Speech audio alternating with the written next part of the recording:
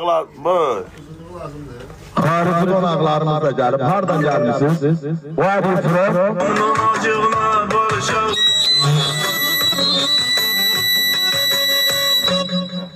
Where are you from?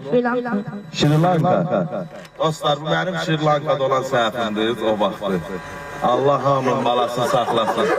Sri Lanka çay, tea. Sri Lanka tea good, yes? What is your name? Imad?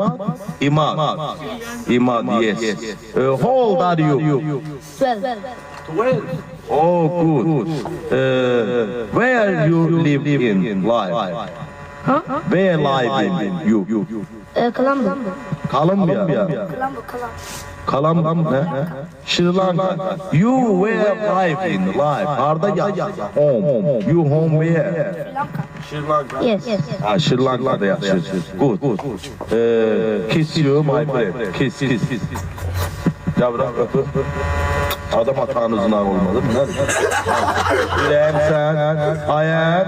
You welcome to Azerbaijan. Yes. Okay. You problem. Call me. No problem. Okay. This is my. This is here. My. You who love it, no problem. I give you, okay. Thank you very much. You my friend. Mamaya salam.